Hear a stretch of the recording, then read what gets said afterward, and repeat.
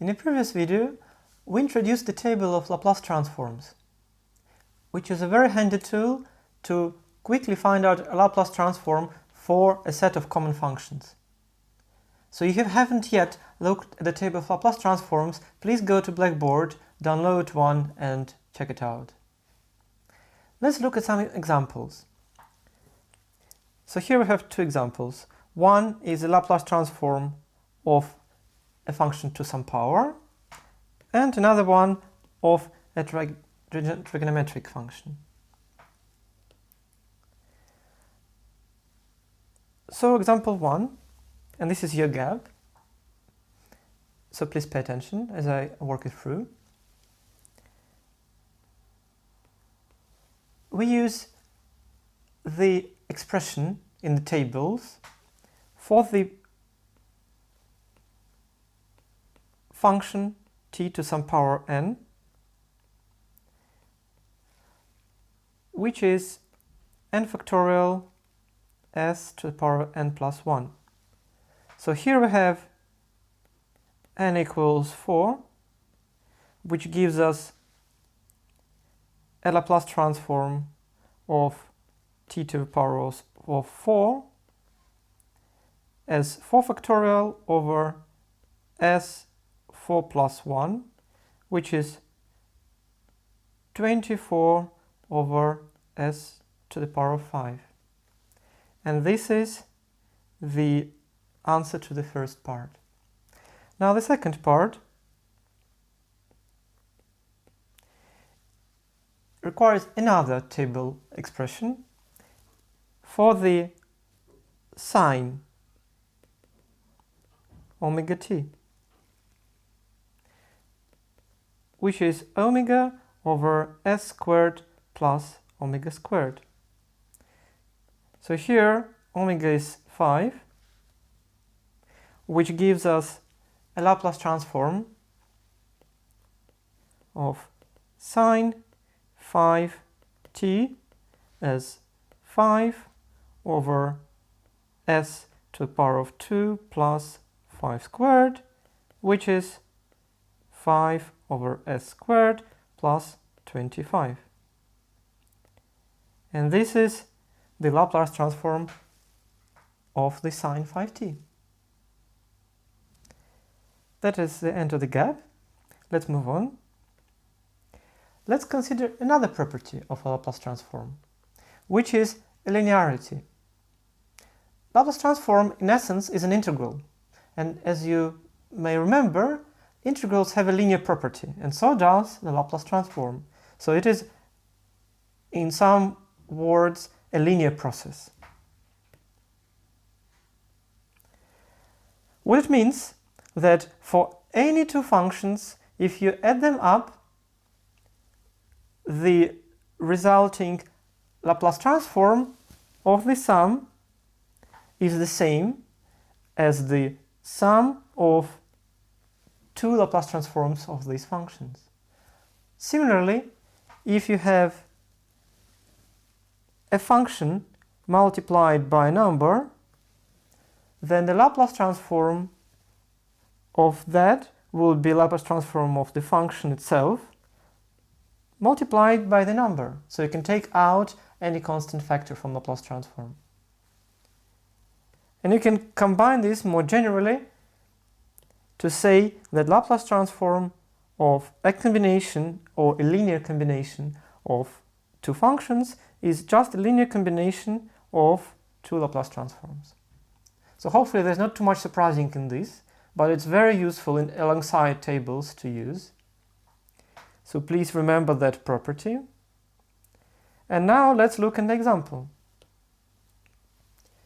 So we're asked to find a Laplace transform of that expression, which is rather difficult if you look at this if you take it at face value.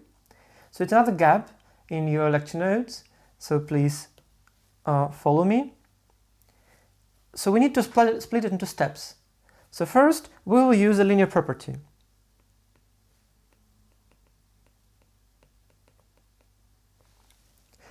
So we will write it as two Laplace transforms as factor 4 taken out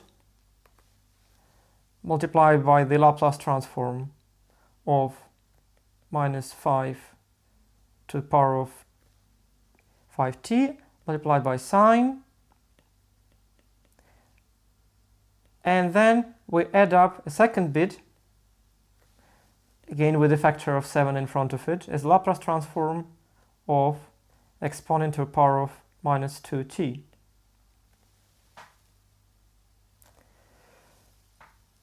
So that what we did here, it was linearity. And all remains for us to do is to find Laplace transforms for these two functions. And we're not going to use definitions, we're going to use tables. So first we need to find out the table expression for that, and then for that. So let's call it 1, and this is 2. So the Laplace transform for the first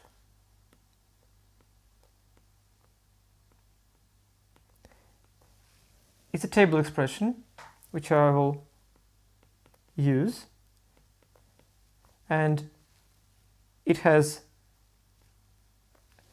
the omega on the top, which is 3, and at the bottom, in the denominator, is s minus 5, because of that, squared,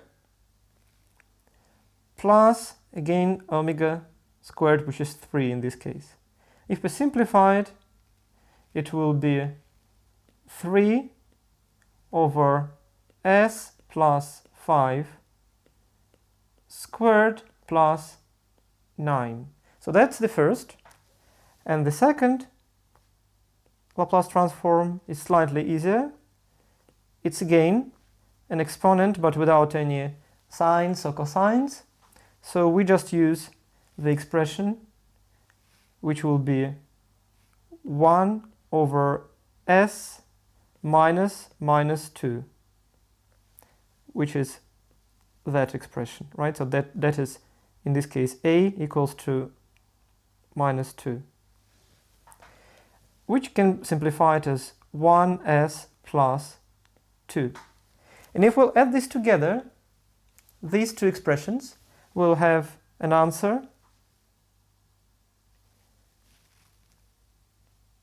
from the top, continuing, 4 times 1 plus 7 times expression number 2, which is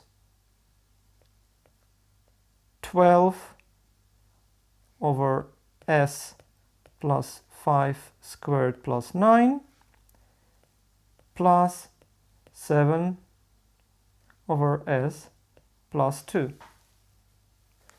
And this is the answer to that example. So you've seen how a combination of Laplace, tables of Laplace transforms, and linear property allows very quickly and efficiently find out Laplace transforms, which will be much more cumbersome to do it directly by definition. So do use tables whenever you can. That's the end of this part.